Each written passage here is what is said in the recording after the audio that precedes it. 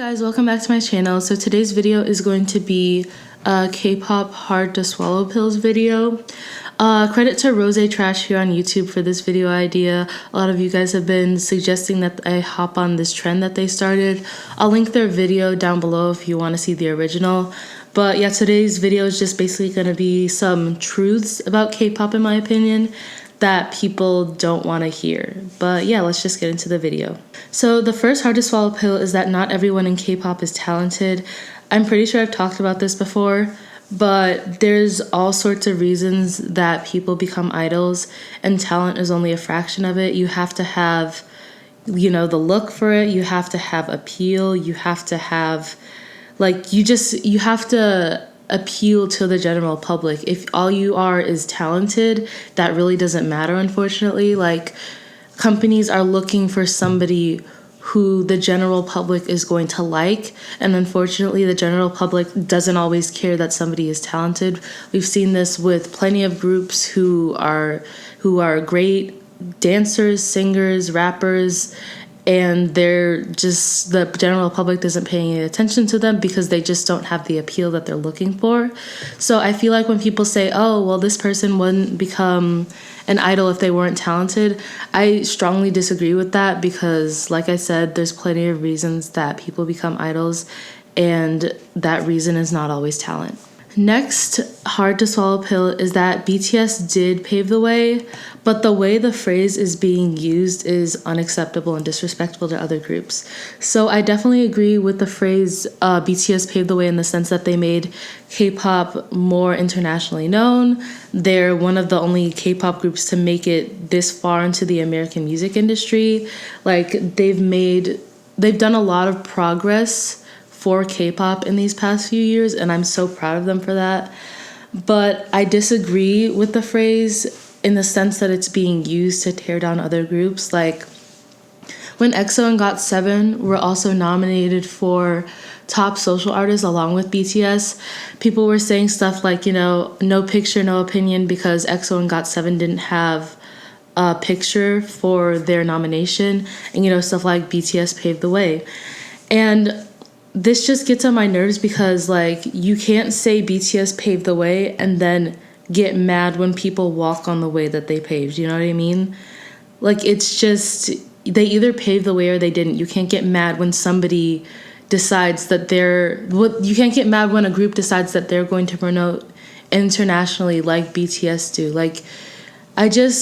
I agree with the phrase. It's very much true. Anybody that says it's not true is just lying to themselves. But you need to realize that there's a time and a place where it's appropriate to use the phrase, and it's not appropriate, and it's very unnecessary to use the phrase when other groups are starting to gain international popularity. Next hard to swallow pill is that the group you stan is not always revolutionary. What I mean by this is that a lot of K-pop stans, they take their alt group and they're like, oh my god, look, they're changing the face of K-pop, blah, blah, blah, blah, blah, which is not true. There are very few groups out there right now that I can think of that are actually making waves. They're actually changing the way that people view K-pop, both in Korea and outside of Korea. And I'm not saying that you have to be revolutionary to be talented. There are plenty of groups I stan and that I love that aren't revolutionary, but they're still great vocalists, great dancers, great rappers, all around talented. But they're just not doing anything revolutionary, and that's fine. You don't need to start trends in order to be talented, which I feel like a lot of people don't understand. Next hard to swallow pill is that trying to make it seem like your fave is mistreated or quote unquote deserves to be famous will not help them gain popularity. I feel like I see this a lot in K-pop where people are like, oh, this group or this idol is so underrated, stan them because XYZ. And I'm one of the people that really doesn't like that. To me, if the only reason you're telling me to stan a group or an idol is because they're underrated, that immediately turns me off. I'm like, is their music good? Are they talented? Is the only appeal that you have to give me that they're underrated or unappreciated? And I think I said this in another video, some groups and soloists are underrated for a reason. I know there are some out there who are underrated and really talented, but sometimes they're just not talented, and that's why people aren't listening to them. But I also feel like that this trend of like, oh, stan them, they're so underrated, also leads to bandwagon standing, which doesn't work. Like, I've seen this happen so many times in K-pop, and it never works. Like, when people, like, I feel like I saw this happen this last year and part of this year with Twice. Like, we all know Twice are really, really popular, but I feel like they've recently become very popular with boy group stans because I feel like Twice is their new token girl group or whatever. And I think that bandwagon standing is never, like, bandwagon standing is just people who basically just like post their fan cams on Twitter under somebody's tweet or whatever, or tweet a couple of times, stan this person, stan this group or whatever, but won't promote them, won't like listen to their music outside of maybe a couple of title tracks, won't buy their albums, won't do anything aside from like, you know, posting fan cams, which we all know K-pop stans are really good at.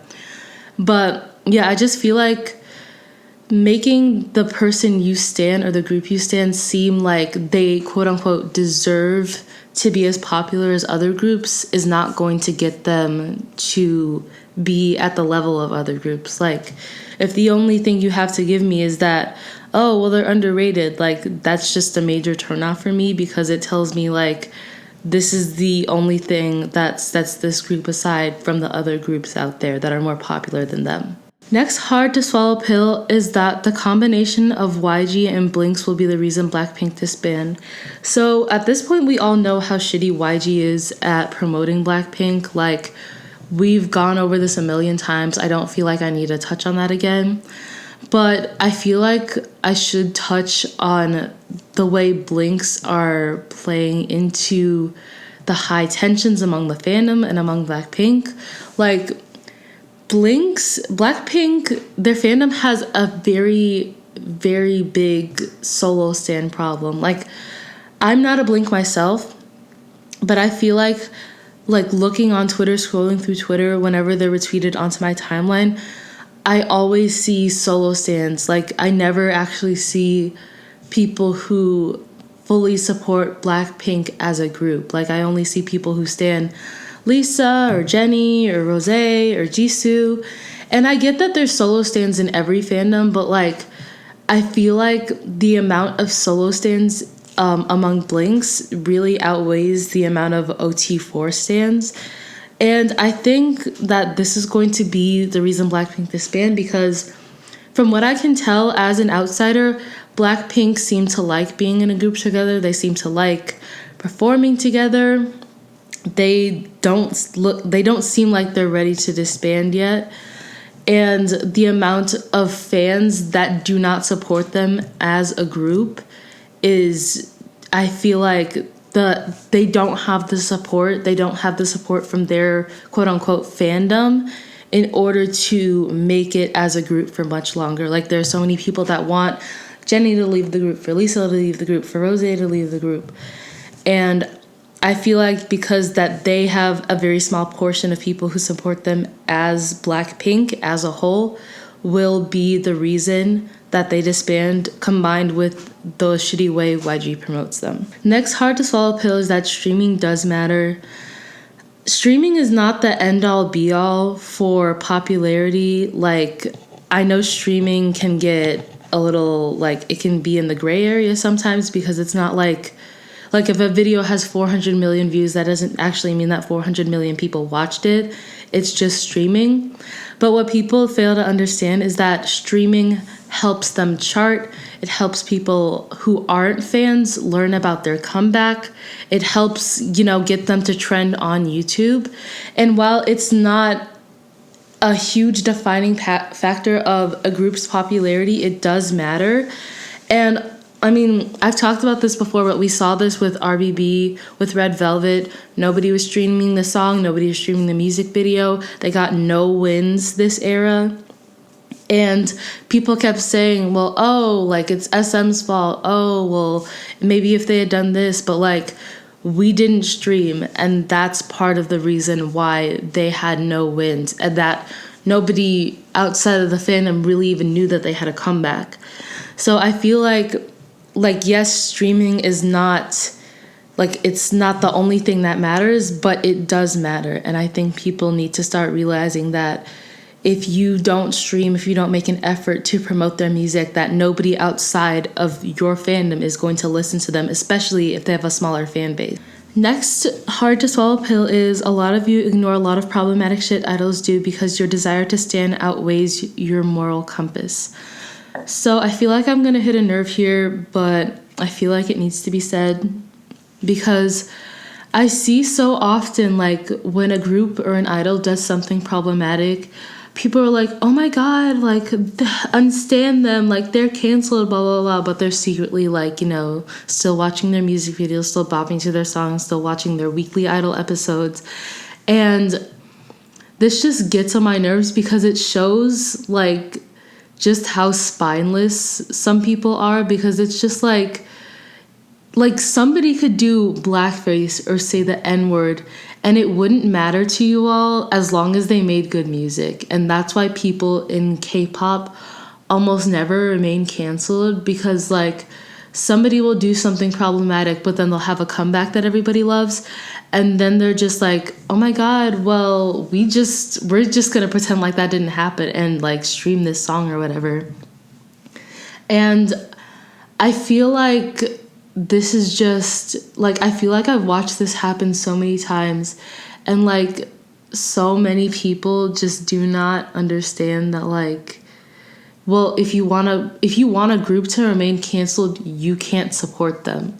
Like, you cannot support them in any way, shape, or form. Like, you guys are wondering, why is this group making a comeback? They did X problematic thing while listening to their comeback and streaming their songs and streaming the music video. Like, you cannot support the group if you want them to remain canceled.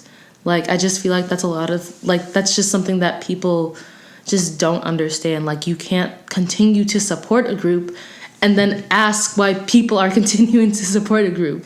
Next hard to swallow pill is that people are going to resent certain groups because of their fandom. Now, I know everybody raves on and on about how, oh, well, you can stand a group and hate the fandom, blah, blah, blah, blah. And, like, I do agree with that in a sense. Like, I don't really like ARMYs, but I consider myself a huge fan of BTS. But I also think people need to realize that people are just going to not stan groups or idols if their fandom is too overwhelming for them. And I completely understand that. I put off standing BTS for a really long time because ARMY scared the shit out of me, and they still do scare the shit out of me. But like, if a group's fan base is, you know, vicious and mean and like constantly starting drama, that's going to push people away. And it's not the group's fault. I don't think people should I don't think people should blame a group for their fandom, but I also think that people need to understand that if the group does not have a warm, welcoming, inviting fandom, or just like at the bare minimum, even like a tolerable fandom, people are not going to stan that group. Next hard to swallow pill is that something being popular doesn't mean it's good. I feel like people get this twisted a lot, and I also feel like this ties into, you know, the thing about not all idols being talented. Something being popular doesn't mean that the quality is good. There are all sorts of reasons that thing gets popular, and talent and quality is not always that reason. Like, there are plenty of groups that I like that are popular that I can admit are not that talented, or like soloists that I like that are popular that I can admit also aren't talented. Like, you can enjoy something, or you can like stan a group, stan an idol, whoever, and like recognize the fact that they're not that talented. Like, I feel like this may sound like kind of like, I don't know, it may sound kind of weird, but like, you can like things that aren't always that good, you know what I mean?